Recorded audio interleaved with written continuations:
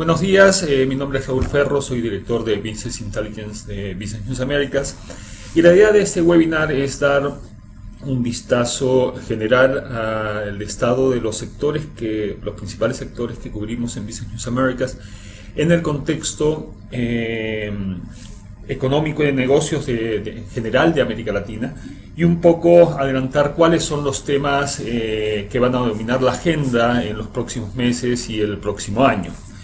Quería comenzar poniendo el marco general que está afectando a los negocios en América Latina. América Latina es una región que está viviendo un momento, yo diría que único, en un mundo que ha estado sufriendo importantes turbulencias en los últimos años, con una crisis muy fuerte, financiera muy fuerte entre el 2008 y 2009, que llevó al mundo a un estado de recesión muy grave, y una casi amenaza de recaída actualmente que tiene a los países más ricos en situaciones críticas.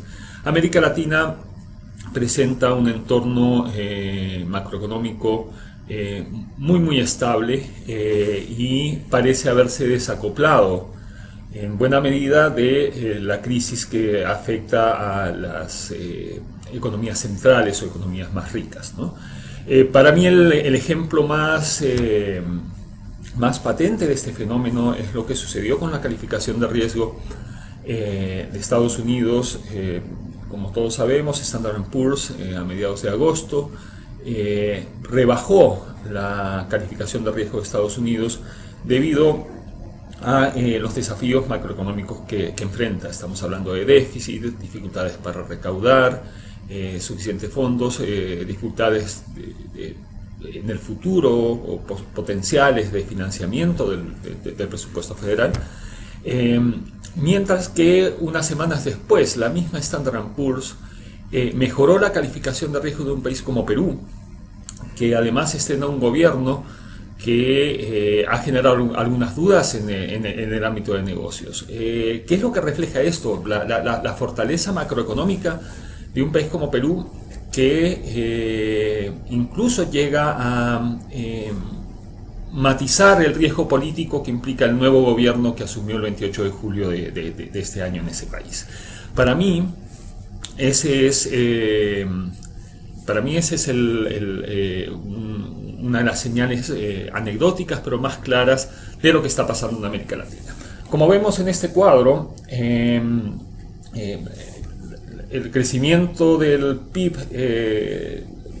de América Latina es positivo en el 2011. Va a haber algunos ajustes a la baja debido a los últimos acontecimientos, a las últimas cifras de desempeño económico de Estados Unidos y al rebrote de la crisis en Europa, pero en general podemos esperar un año de crecimiento positivo, especialmente en América del Sur.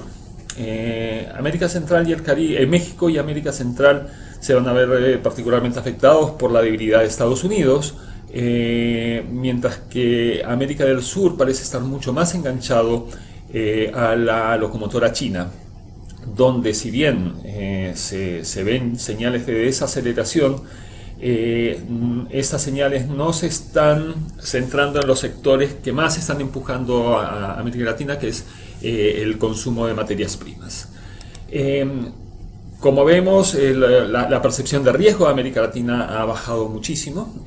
Hoy la región se percibe, incluso países como Brasil, que endémicamente eran considerados riesgosos, ya tienen grado de inversión. Perú también ganó grado de inversión, Chile hace tiempo que lo tiene. Así que tenemos una región en donde la percepción de riesgo ha mejorado muchísimo respecto a lo que estábamos acostumbrados en el pasado. Bueno, esto se refleja obviamente en el precio de las acciones.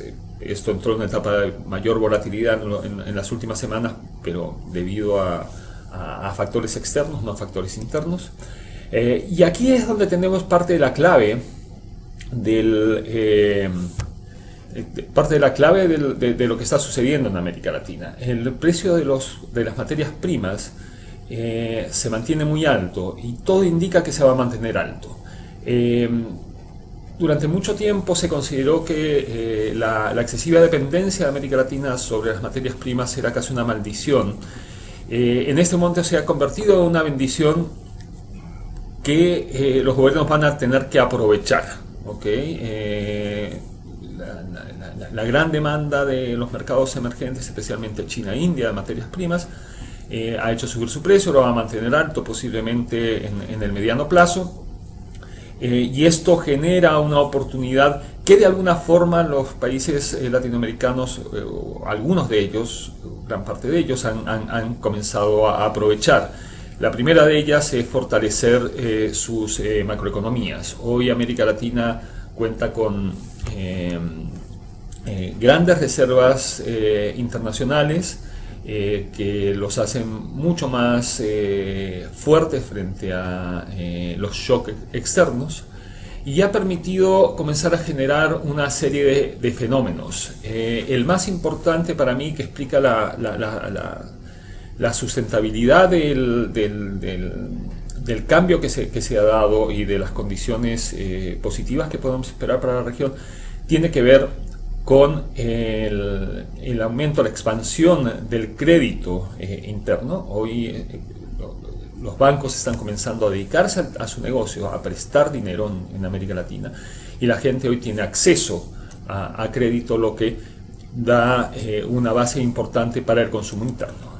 Y ese es el otro tema que quería resaltar, junto con el acceso a crédito, las tendencias de consumo, el crecimiento de América Latina, el desacople de América Latina en los últimos años ha venido marcado por un fuerte aumento del consumo interno, un aumento en el consumo que está basado esta vez en anclas o en raíces más sólidas que en el pasado, lo que ha dado pie al surgimiento de una clase media. Está bien, es una clase media de poder adquisitivo limitado, pero que vía crédito está comenzando a mejorar sus niveles de vida y permitiendo la creación de un círculo virtuoso en las economías latinoamericanas, en las que el boom de las materias primas ha permitido el ingreso de mucho dinero que se está reciclando en los mercados internos. Este cuadro para mí es muy ilustrativo. Tenemos aquí la curva, la línea diagonal es la curva de tendencia de crecimiento del PIB de los países latinoamericanos, y el área que está hacia arriba y a la izquierda es la de consumo interno, y vemos que en casi todos los países, salvo México y Paraguay, la demanda interna, la demanda doméstica, ha venido creciendo más que el PIB. Cosa que, si se mantiene dentro de ciertos límites, es muy positivo, tanto desde el punto de vista económico, por su sustentabilidad de la tendencia, como desde el punto de vista social, porque la gente comienza a tener ciertos mejoramientos en su nivel de vida. Como vemos, el crecimiento de la economía mundial va a estar muy concentrada en los países emergentes, China, India, el grupo de los países del sudeste asiático. Todos están creciendo a tasas superiores al 5% y posiblemente lo hagan a más del 5% del 2012. América Latina está un poco por debajo, pero sigue teniendo cifras positivas. Aquí está el primer warning, y es el de las presiones inflacionarias. Este crecimiento indudablemente ha generado presiones inflacionarias. Como vemos, están muy centradas también en los países emergentes. De todas formas, hasta ahora, y salvo excepciones como puede ser Venezuela o puede ser Argentina, el manejo de las presiones inflacionarias ha sido bastante exitoso en América Latina y en los mercados emergentes en general. Las autoridades monetarias han actuado a tiempo, y es un riesgo latente, pero no es un riesgo inmediato, ¿okay? Y lo más importante es que esta vez hay conciencia de que la inflación hay que mantenerla a raya. Es un equilibrio muy difícil, porque hay que mantener también el dinamismo económico, especialmente como vemos si está basado en consumo interno, Pero hasta ahora da la impresión que los bancos centrales y las autoridades monetarias tienen todas las herramientas para poder controlar estas presiones inflacionarias. ¿Okay? Como vemos, tenemos un marco bastante optimista, pese a todos los nubarrones que hay en el resto del mundo. No quiere decir que estemos totalmente aislados, pero sí estamos muy bien preparados para enfrentar cualquier turbulencia económica que se nos pueda presentar en el futuro. Yo no sé si se declara una recesión, como algunos economistas temen, si el impacto va a ser más grande que el que hemos tenido hasta ahora, pero repito, América Latina está en una situación bastante interesante, y ahora vamos a ver por sector cómo estamos y cómo estos sectores también pueden ayudar a sustentar un crecimiento económico en el mediano plazo. Vamos a echar una ojeada primero al sector de petróleo y gas. Veamos cuál es el peso de América Latina en el mundo del petróleo y el gas. Para mí lo más importante es que, como vemos en la última línea, en las cifras marcadas en rojo, América Latina ha prácticamente duplicado su peso como albergador de reservas de hidrocarburos y de petróleo crudo en el mundo. Aquí hay dos factores principales. Uno es el descubrimiento del presal, que todavía no se ve 100% reflejado aquí, pero el presal brasileño son unas formaciones que están costa afuera, a mucha profundidad, pero donde Petrobras y otras operadoras están comenzando a producir, y pese a los desafíos tecnológicos, las visiones son optimistas, donde tenemos grandes cantidades de petróleo que, como digo, no están totalmente reflejadas aquí. Estos son datos tomados a fines del 2010. El otro gran actor en esto es la faja del Orinoco en Venezuela, donde también todavía hay que agregar mayores reservas. A mediados de este año, las reservas certificadas de Venezuela, gracias al petróleo de la faja del Orinoco, permitieron a este país sobrepasar a Arabia Saudita como el país con mayores reservas de petróleo en el mundo. Que se puedan explotar o no, es otra discusión que vamos a ver un poquito más adelante. Veamos qué pasa en producción de petróleo. Y aquí sí vemos un fenómeno muy interesante. Los dos grandes productores tradicionales de crudo en América Latina han sido, obviamente, Venezuela y México. ¿Okay? Los dos con empresas petroleras estatales, en el caso mexicano, tradicionalmente politizadas, no precisamente eficientes, actuando en gran medida como generador de ingresos para el Estado, para los gobiernos, en lugar de tener un criterio de gestión pública. En el caso de Venezuela y de PDVSA, PDVSA tuvo un manejo muy eficiente hasta fines de la década de los 90, cuando llegó al gobierno del presidente Hugo Chávez, que cambió el foco de la petrolera y la convirtió en un generador de ingresos para sus programas de gasto social. Lo que ha pasado lo vemos claramente en este cuadro. Tanto México como Venezuela han visto declinar de forma importante su producción de crudo en los últimos años. En el caso de México, por agotamiento de reservas e incapacidad, y cuando digo incapacidad es falta de inversión y falta de desarrollo tecnológico para reponer las reservas que se están gastando. Y en el caso de Venezuela, sencillamente por un tema de desmanejo de una empresa que en el pasado había sido muy eficiente. La historia completamente opuesta es la que nos muestra Brasil, y especialmente Petrobras, como todos sabemos, es una empresa controlada por el Estado federal brasileño, pero que tiene parte de su capital flotado en las bolsas, y que tiene un estilo de gestión instaurado a fines de los 90, más orientado a la eficiencia, con un criterio mucho más de empresa privada. Eso le ha permitido a Petrobras hacer varias cosas, entre las cuales lo más importante para mí ha sido el desarrollo de tecnología para operar en aguas profundas, que era el gran desafío de Brasil. lo que activó a Petrobras junto con Star Oil, la empresa estatal noruega, posiblemente en las dos empresas petroleras con mayor know-how para operación en aguas profundas. Y cuando hablamos de aguas profundas hablamos de aguas de yacimientos que pueden estar 2.000, 3.000 metros bajo la superficie del mar, donde además hay que seguir perforando otros 2.000 metros o 3.000 metros. Consecuencia de esto ha sido el descubrimiento, como decía antes, del presal brasileño, que es la gran historia del petróleo en América Latina en los últimos años. En la parte de gas natural, que es un combustible que se ha puesto muy de moda, América Latina ha mantenido su peso relativo en el mundo con apenas un 4%. El gas natural es un producto que normalmente estaba asociado a consumo en las cercanías de los yacimientos. Esto ha cambiado con las tecnologías de licuefacción y regasificación, la aparición del GNL, como vamos a ver un poco más adelante, pero es una industria que todavía está muy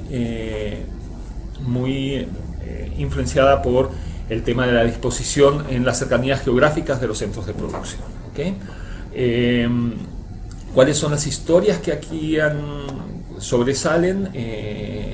Bueno, el caso de Perú, que se ha convertido, gracias al desarrollo de los campos de camisea, en un exportador de gas natural. El caso de Brasil, que especialmente en el presal va a tener un desarrollo de reservas de gas natural bastante importante. Bolivia, que con la privatización del sector a mediados de los 90 fue capaz de encontrar cantidades considerables de gas natural que se exportan principalmente a Brasil, pero que después con la renacionalización parecen haberse estancado. Al menos las inversiones en la exploración son muy bajas en Bolivia en este momento. Y Argentina, que ha sido el tradicional productor de gas de la región, que por un tema tarifario, el precio al que se vende el gas es poco atractivo para fomentar las inversiones en reposición de reservas y en aumento de capacidad de transporte, ha hecho que haya visto disminuir fuertemente sus reservas. Venezuela es por lejos el país con la mayor cantidad de reservas de gas natural de América Latina y uno de los principales en el mundo. Sin embargo, produce muy poco y de hecho para sus necesidades en la zona oeste del país importa en este momento gas natural de Colombia. Aquí tenemos la producción. Vemos que en producción también América Latina, si en reservas era 4%, en producción es el 5%, es un poco más, pero se mantiene dentro de los rangos proporcionales que habíamos visto antes. ¿Okay? Como decía antes, la gran historia del petróleo en América Latina está en el presal brasileño, con unos cálculos iniciales que eran de entre 50.000 y 70.000 millones de barriles equivalentes de petróleo. Estimaciones que hoy ya se acercan más a los 100.000 millones de barriles. Estas son cantidades muy grandes que justifican las inversiones que Petrobras estima van a ser necesarias para desarrollar estas reservas, que son 224.000 millones de dólares. Esta cifra marcada en rojo es la gran oportunidad de negocios que nos ofrece el sector de hidrocarburos en Brasil. A la fecha de cierre de esta presentación teníamos contabilizados casi 700 proyectos relacionados con el presal brasileño. Aquí vemos, estas son las proyecciones de producción de petróleo equivalente en el presal brasileño por parte de Petrobras. El año pasado se cerró con 2.100.000 barriles y la empresa espera llegar al 2020 con casi 4 millones de barriles por día entre gas y petróleo. La medida, como digo, está expresada en barriles equivalentes de petróleo por día. Esta cifra, para que tengamos un orden de magnitud, casi duplica la actual producción de petróleo de Venezuela, que es el gran productor de petróleo de América Latina. ¿Okay? Brasil pasó de ser un importador neto de hidrocarburos hasta hace pocos años a convertirse hoy por hoy en un pequeño exportador y con un potencial muy grande de convertirse en exportador de peso en la región. La otra historia, como mencionaba, es la faja del Orinoco. Contiene las mayores reservas de petróleo no convencional del mundo. Cuando hablamos de petróleo no convencional, me estoy refiriendo a que el petróleo de la faja del Orinoco es extra pesado. Es un petróleo que presenta serios desafíos tanto para su extracción como para su tratamiento, pero es perfectamente explotable, ¿no? Las reservas estimadas son de 272.000 millones de barriles, estimadas por PDVSA, calculando un 20% de recuperación del total del petróleo que hay en el subsuelo de la faja del Orinoco.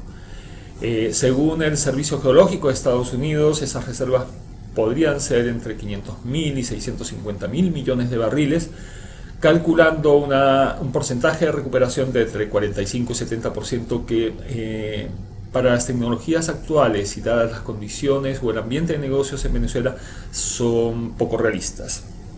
El ambiente de negocios en Venezuela en este momento no incentiva o no estimula la inversión en proyectos de investigación y desarrollo que lleven a mejorar las tasas de recuperación que se podrían obtener en la faja del Orinoco.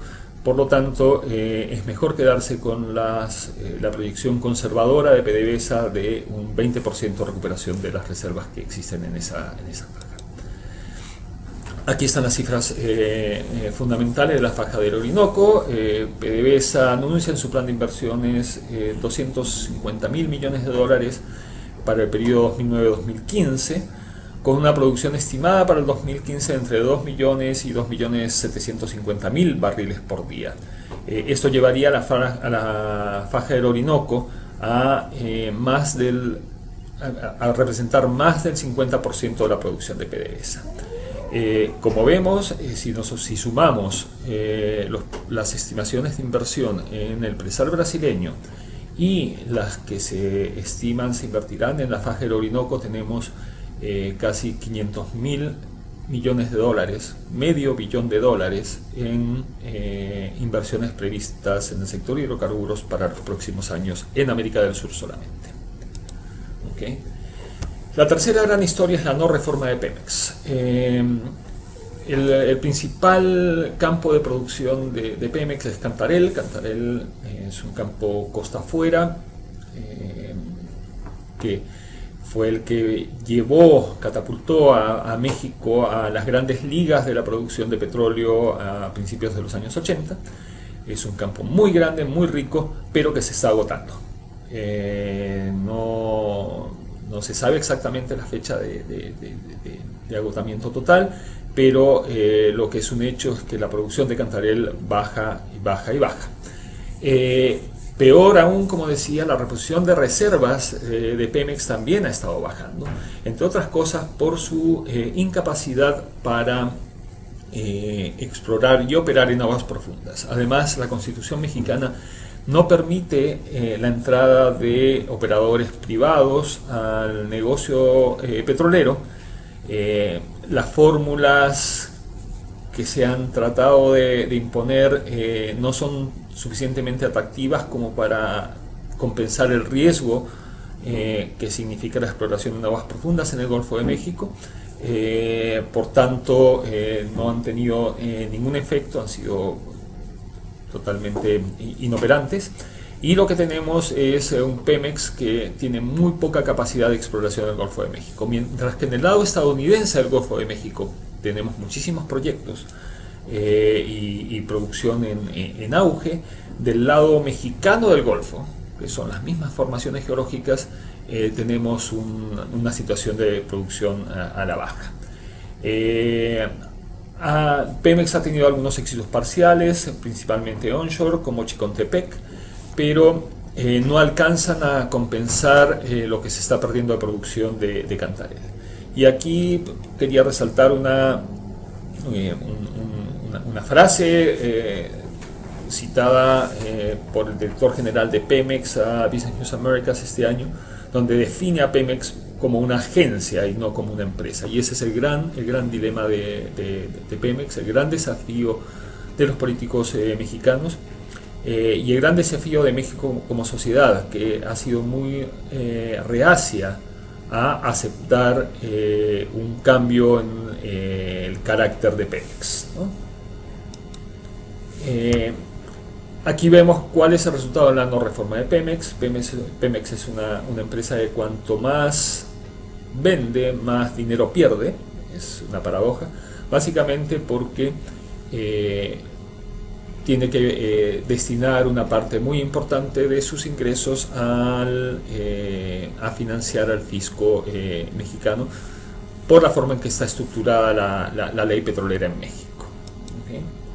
De todas formas, el gobierno mexicano y Pemex han tomado conciencia de que esto no puede seguir así y han incrementado de forma significativa el presupuesto de inversiones para los próximos años. Como aquí vemos, ha venido creciendo de forma importante en la década pasada. Prácticamente se duplicó entre el 2005 y el 2010. Para el periodo 2010-2019, la última proyección de Pemex era llevar esto a un promedio de 26.800 millones de dólares anuales, que es bastante dinero pensando en oportunidades de negocio. ¿Qué pasa con el gas natural? Fue el gran protagonista de la década de los 90, se armaron muchos sueños de integración energética regional a partir del gas, primero con el gas boliviano, después con la interconexión, la construcción de gasoductos entre Chile y Argentina, y la aparición de nuevos productores como Perú y Colombia, y el gran potencial que presenta Brasil. Este escenario ha cambiado. Como decíamos antes, los productores tradicionales, Bolivia y Argentina, de pronto comienzan a perder peso. Perú y Colombia, los no tradicionales, están aumentando su potencial. Aparece Brasil con el potencial del presal y el potencial venezolano que está ahí estancado. Ahora, el tema es que los sueños de integración se desvanecieron. Todos sabemos que Argentina hace unos años cortó el suministro de gas a Chile, creando una crisis energética de envergadura en Chile. Brasil, todo indica que no quiere seguir hipotecando su matriz energética al gas boliviano, y hay una estrategia muy clara de desarrollar reservas propias, especialmente aprovechando ahora el tema del presal, ¿no? El gran catalizador de todos estos cambios es la revolución del GNL, como vamos a ver en el siguiente mapa. Aquí lo tenemos. En el futuro vamos a ver una serie de plantas de licuefacción y de regasificación en América Latina, que va a crear una suerte de gasoductos virtuales que tienen la gran ventaja de la flexibilidad. ¿Okay? Si bien uno puede tener un contrato de abastecimiento de gas argentino, digamos, en forma de GNL, y Argentina decide que por X o Y razones deja de suministrar gas a Chile, con un sistema de GNL Chile puede comprarlo en Indonesia, puede comprar gas de Trinidad y Tobago, puede comprar gas australiano, que de hecho es lo que ha estado haciendo. Entonces el fenómeno del GNL viene a cambiar radicalmente el mercado del gas en América Latina, ¿no? ¿Cuál es el futuro del gas natural en la región? En el caso de Brasil, probable que el país se pueda convertir en un exportador de gas a partir del gas contenido en los yacimientos del presal. Bolivia tiene un potencial truncado. Argentina tiene un muy pobre entorno de negocios. Mientras eso no cambie, le va a ser muy difícil aumentar sus reservas de gas natural convencional. Colombia se está convirtiendo en un potencial exportador. Una empresa mediana como Petrorubiales ya ha pedido licencia de exportación, posiblemente va a exportar en forma de GNL cantidades pequeñas, pero es un primer paso. Y como decía, en este momento Colombia está exportando gas a Venezuela.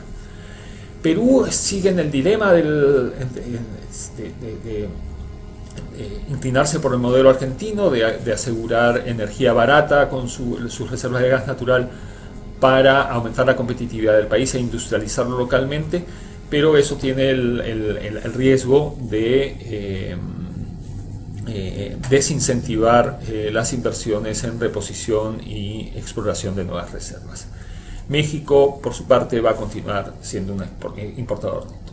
Y el otro gran tema que se nos va a instalar en la región es el gas no convencional, shale gas, que se habla en inglés, o gas de esquisto, que ha sido el gran fenómeno del gas natural en Estados Unidos y que actualmente comienza a ser un tema muy interesante, especialmente en Argentina, aunque Brasil y México también creen que tienen potencial para este tipo de reservas. La Agencia Internacional de la Energía estima que América Latina podría tener reservas potenciales de 59,13 billones de metros cúbicos en forma de este tipo de gas. Se estima que vamos a necesitar entre 6 y 10 años para que esta industria madure en América Latina. Crea un reto logístico, crea un reto tarifario, que por lo menos en Argentina parece haberse entendido.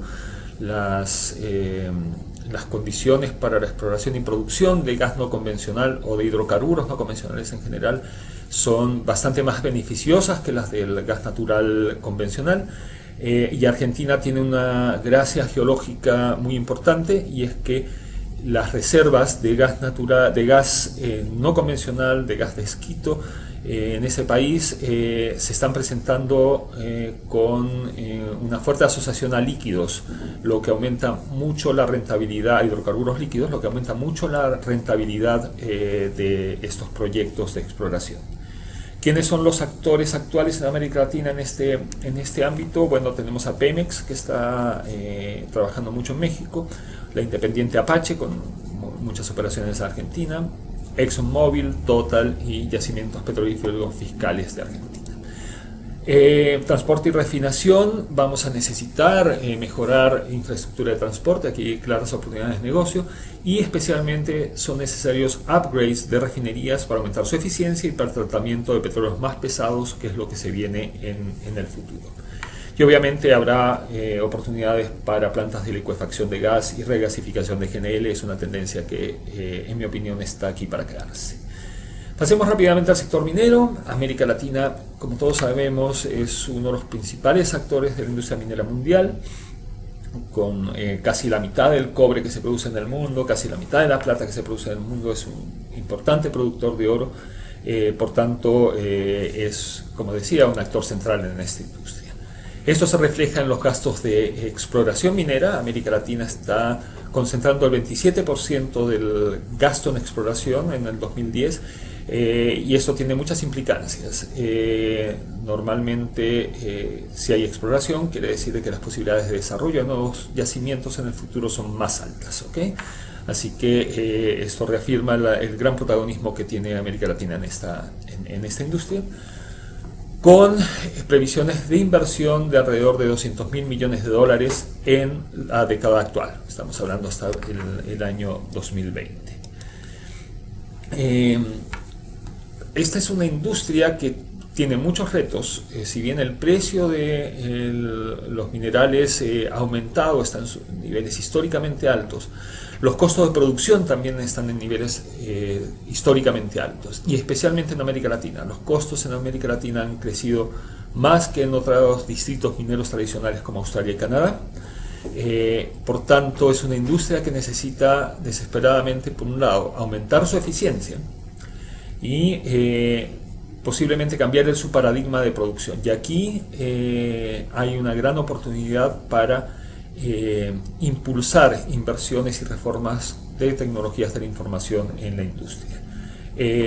También necesita mejorar sus estándares de seguridad, o mantenerlos. En el caso de Chile, por ejemplo, son bastante altos, y atraer y retener buenos profesionales. Hay un cuello de botella muy fuerte en la parte de recursos humanos, y la aplicación de tecnologías de la información podría ayudar mucho. A modo ilustrativo, aquí en la zona más moderna del barrio corporativo de Santiago, en la zona del Bosque, Codelco, la minera estatal chilena, tiene un centro de control desarrollado en un joint venture con Honeywell, desde donde puede controlar la operación de todas las plantas concentradoras que tiene repartidas por Chile.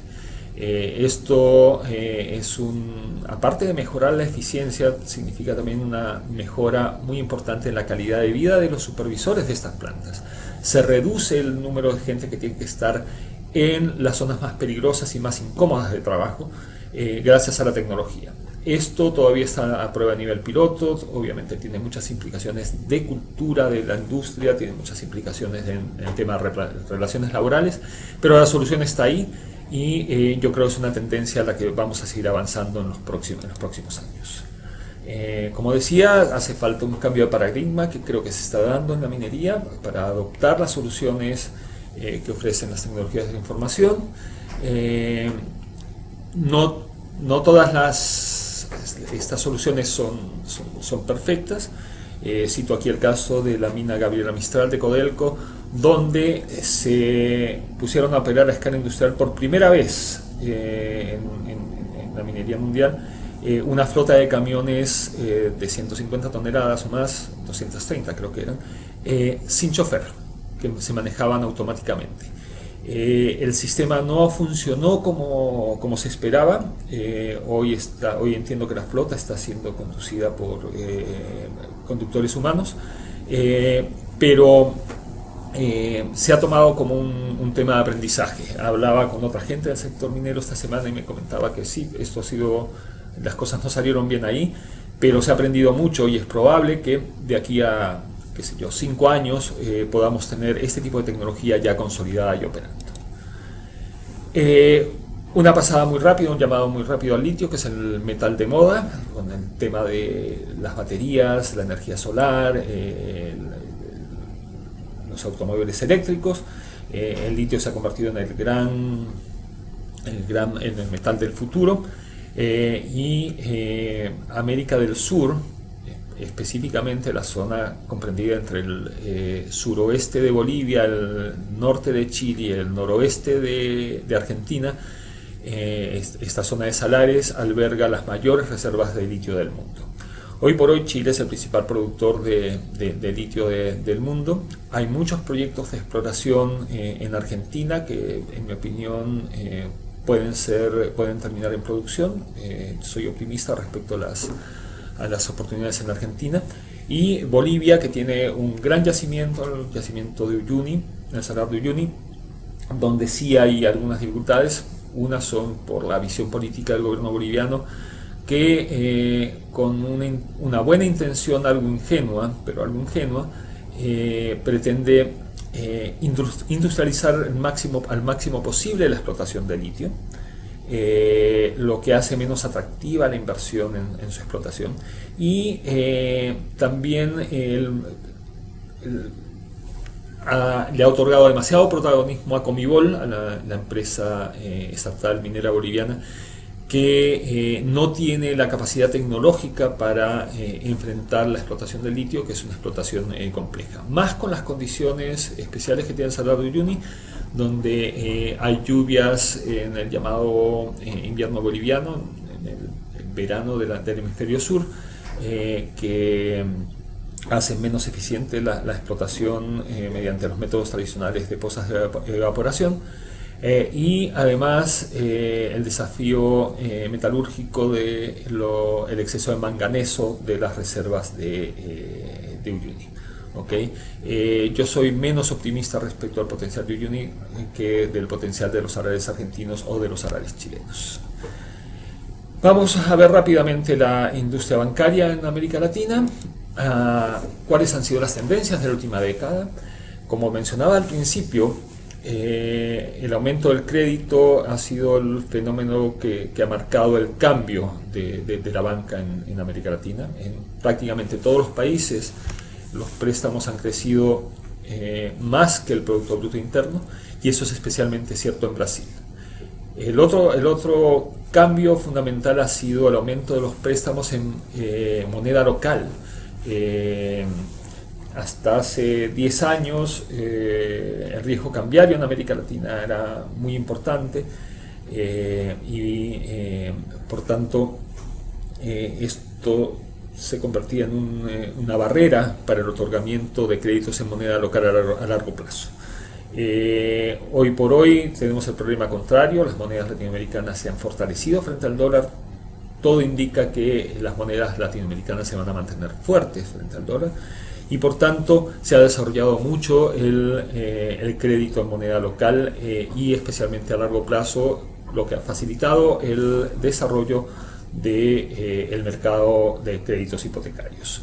Bueno, mencionaba antes de entrar en el tema hipotecario, quiero mencionar el crecimiento de los créditos de consumo, que ha sido muy alto, salvando algunas experiencias complicadas en México hace 15 años. En general, el manejo de riesgo ha sido bastante eficiente. Por tanto, el crecimiento de estos créditos de consumo se ha hecho de forma segura, se ha dado de forma segura y es probable que se siga dando, ¿okay?, de esa forma. Como decía, ha habido una caída importante de los créditos incobrables, las tasas de morosidad están en niveles relativamente bajos comparados con términos históricos y están dentro de los estándares internacionales de la industria.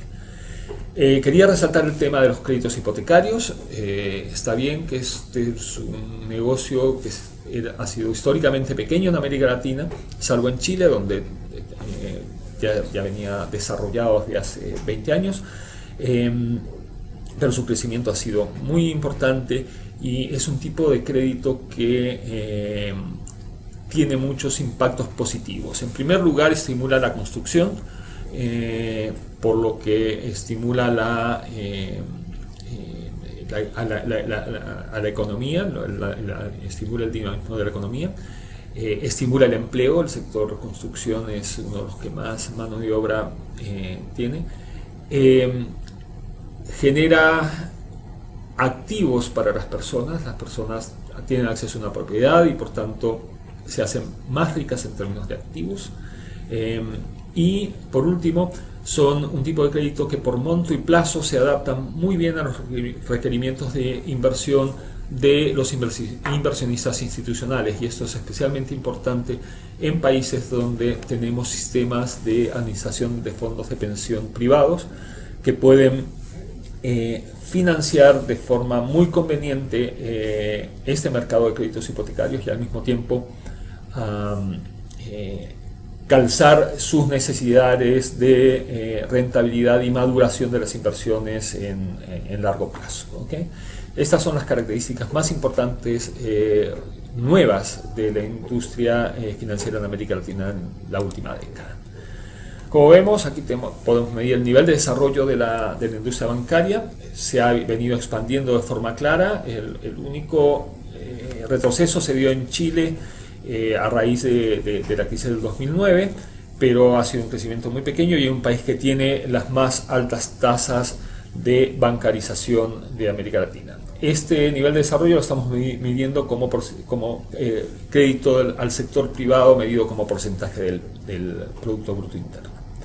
¿Okay? Aquí tenemos el mismo cuento contado de otra forma. Como vemos, los créditos hipotecarios son los que han crecido con mayor dinamismo a partir del 2009, época en que por la crisis obviamente tanto el crédito comercial a empresas y corporaciones como el crédito de consumo se debilita. Pero el crédito de consumo muestra una recuperación bastante rápida una vez superada la crisis. Pero lo importante es el crédito hipotecario, que mantiene tasas bastante dinámicas de crecimiento. A modo de ilustración, para que nos demos cuenta cuál es el mapa del sistema bancario de América Latina, Brasil por lejos es el país, tiene el sistema más grande de la región, seguido por México. Chile, pese a ser un país mucho más pequeño que México en población y en economía, tiene un sistema muy grande. Y tenemos a Colombia y Perú avanzando fuertemente en el desarrollo de la industria financiera. ¿Quiénes son los principales grupos financieros? Este es otro fenómeno. En los últimos 20 años el sistema financiero latinoamericano se ha internacionalizado fuertemente con especialmente jugadores españoles, Santander y BBVA, que son por lejos los principales grupos financieros operando en la región. Le sigue HSBC, el grupo británico, Citi, que mantiene una presencia tradicional en la zona, y Scotiabank, que ha venido creciendo fuertemente en los últimos años. Brasil tiene los principales bancos brasileños, son Itaú Unibanco, Banco do Brasil, Bradesco, Caixa. Vemos que la presencia de banca local es la predominante en Brasil. Santander creció mucho cuando compró Banesto, el Banco del Estado de São Paulo, pero lo deja en el puesto número 4 en términos de activos en Brasil. Itaú Unibanco, que es banco privado, Banco de Brasil, que es un banco estatal, y Bradesco, que es un banco privado, son los grandes jugadores en el mercado brasileño. Vemos la evolución de la cartera de crédito.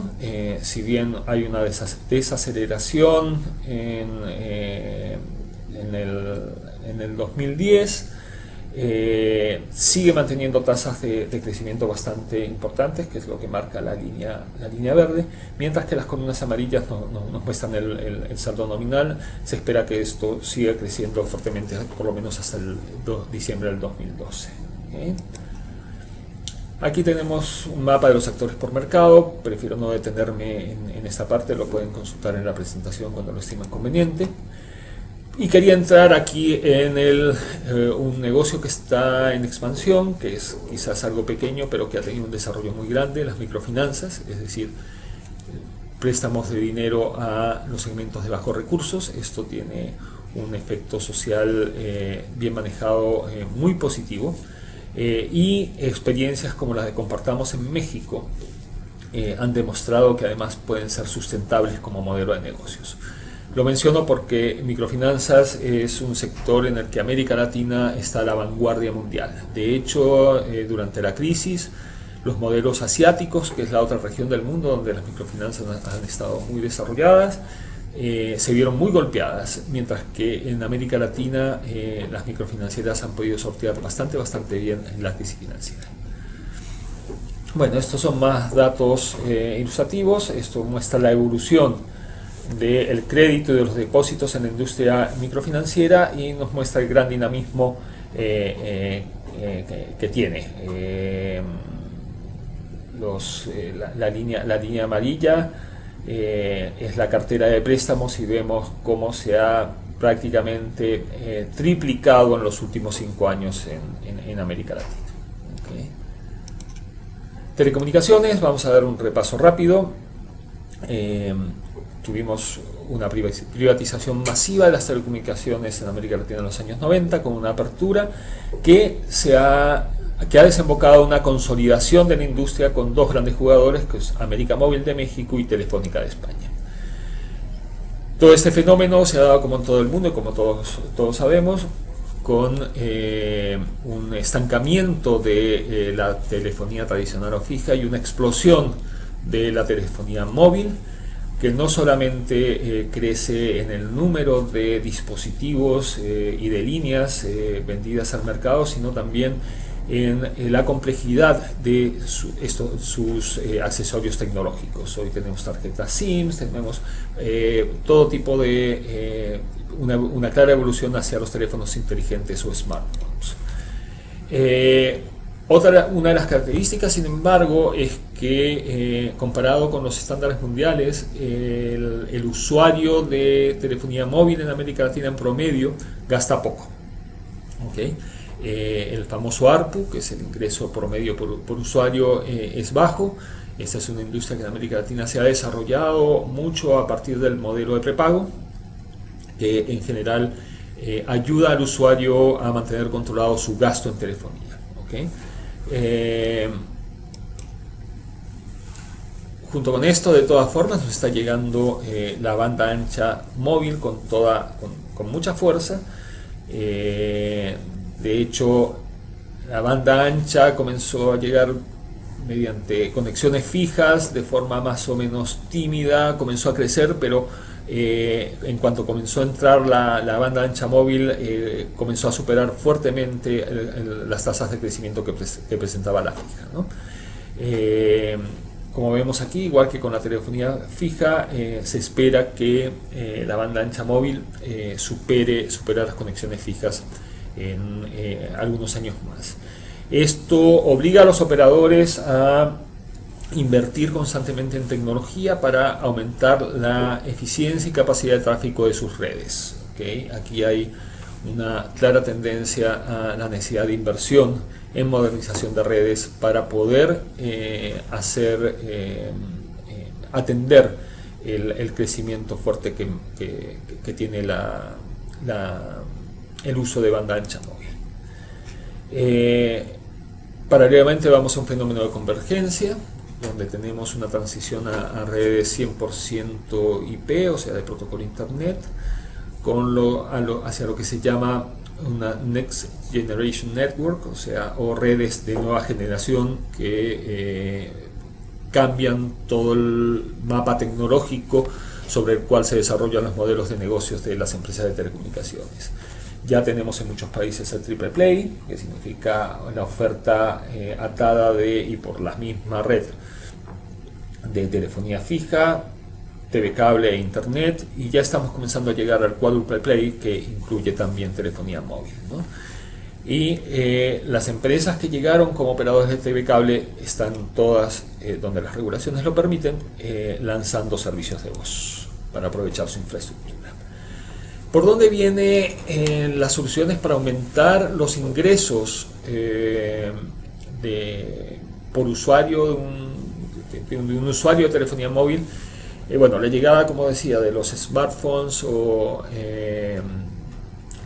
teléfonos inteligentes permiten al usuario realizar muchas más actividades que simplemente hablar por teléfono, ¿no?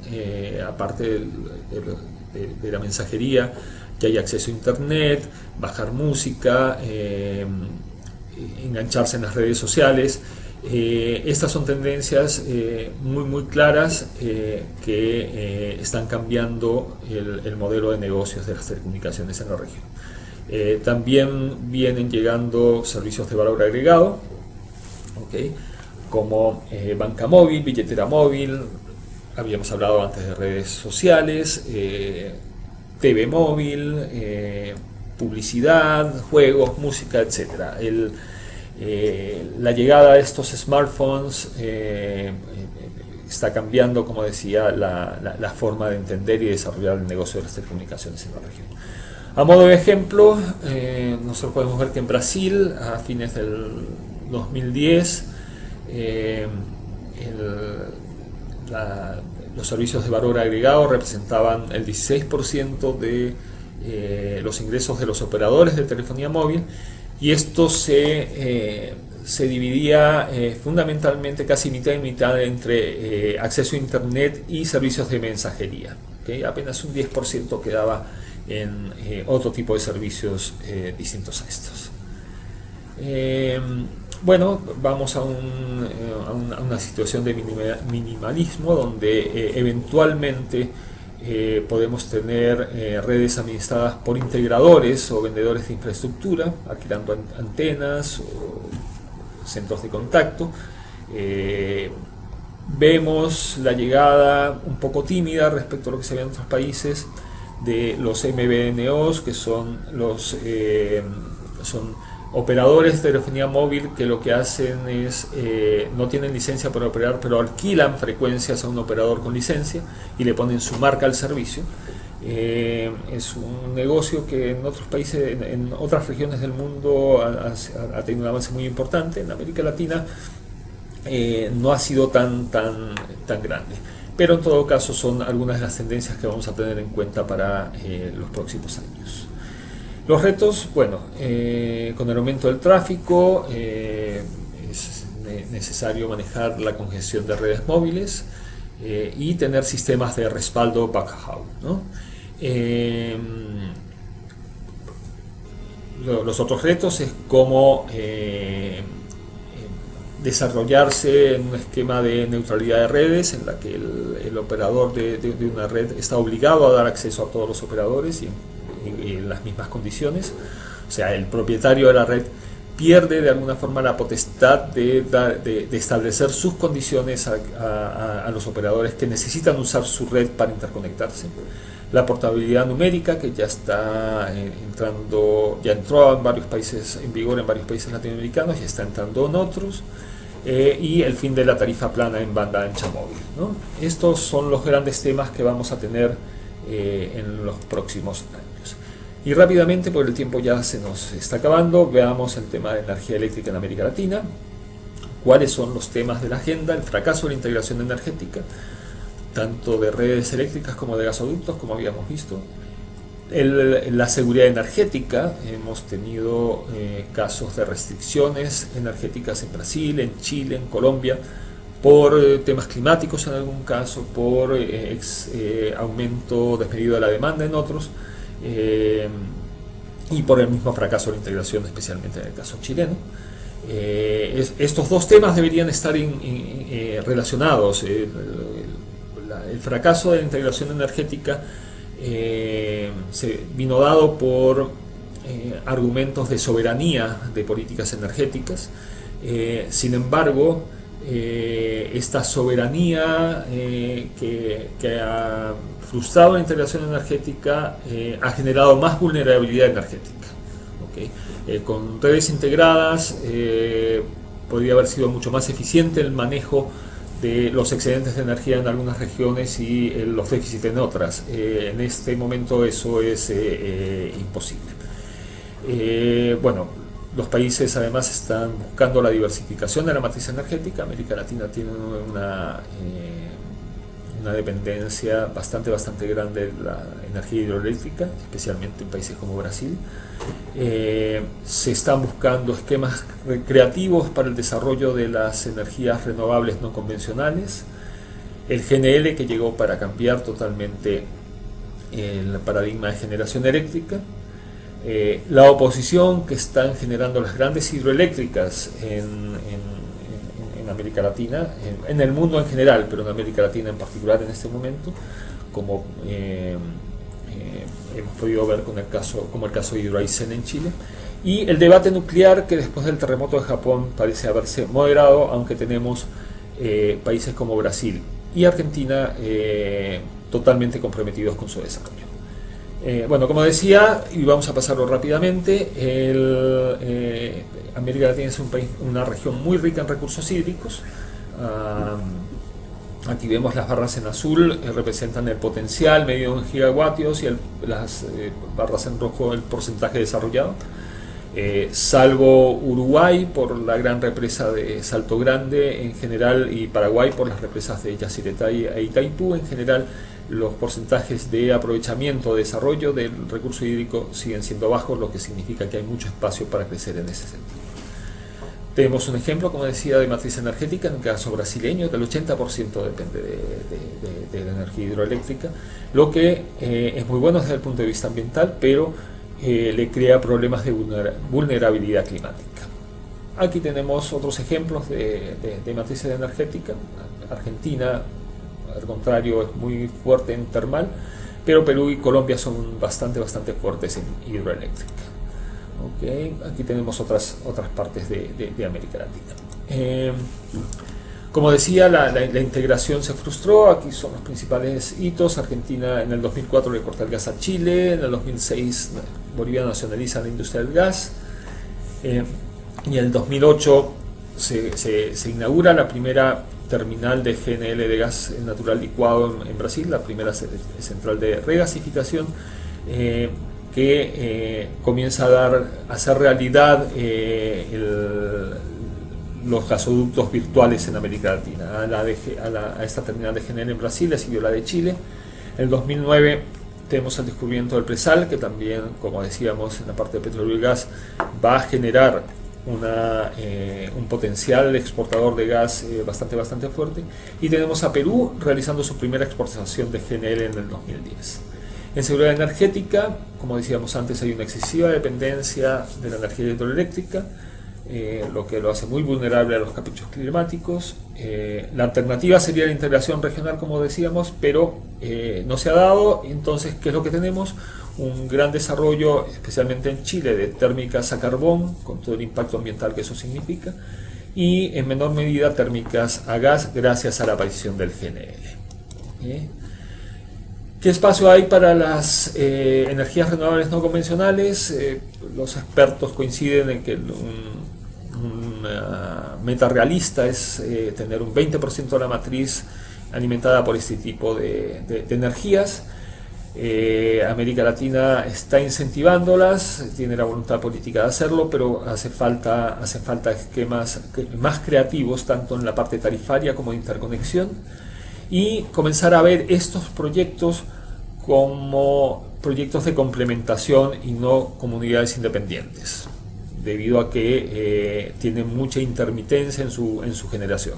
Cuando corre viento, las centrales eólicas pueden generar, cuando cae el viento no generan. Lo mismo sucede con la energía solar. Cuando no hay radiación solar no produce. Por eso se ha introducido el término de necesidad de capacidad térmica flexible, para que centrales de generación térmica puedan entrar a respaldar de forma eficiente y económica los periodos en que las renovables no convencionales bajan su generación. ¿Okay? ¿Qué es lo que tenemos? La energía eólica por fin ya está alcanzando su madurez en América Latina, y lo que viene después de la eólica es la solar fotovoltaica. Hasta ahora se ha hecho poco, pero ya México ha comenzado la construcción del primer parque solar de envergadura de unos 46 megavatios. Perú ya ha cerrado 2 rondas de licitaciones de energía, donde se han adjudicado proyectos de generación por energía solar con tecnología fotovoltaica, con lo que vemos que ya están comenzando a pasar cosas. La curva de costos de los equipos para generar electricidad a partir de energía solar ya están bajando. Por tanto, los expertos coinciden en que, así como los últimos 10 años fue el periodo de crecimiento, de instalación, crecimiento y maduración de la energía eólica en América Latina, el proceso ahora le toca a la energía solar. ¿Okay? Como hablábamos, la llegada del GNL va a cambiar completamente el negocio eléctrico en América Latina, lo está cambiando de hecho. Con los gasoductos virtuales, regasificadoras funcionando en varios países y proyectos de nuevas plantas tanto en Argentina como Uruguay, El Salvador y en Colombia. ¿Okay? Hablábamos de las grandes hidroeléctricas. Belo Monte finalmente se aprobó, Hidroaicén está casi aprobada, aunque con mucha oposición social. Inambari es un gran proyecto en la selva peruana, una gran superficie inundada, que ha estado cada vez más cerca de la aprobación ambiental, pero todavía le falta. Es un proyecto muy polémico. Los otros que vemos aquí son un poco más pequeños, pero vemos que América Latina también está apostando fuertemente a estas grandes hidroeléctricas, con toda la polémica que eso conlleva. ¿Okay? La energía nuclear, como decía, los países que están más comprometidos en este camino son Brasil, que está construyendo actualmente su tercer reactor, Angra 3, que es un reactor de casi 1,5 gigas, y Argentina, que está con Atucha 2 y Atucha 3 en cartera. Países como Chile, Perú y Venezuela han estado considerando la energía nuclear, pero es poco probable que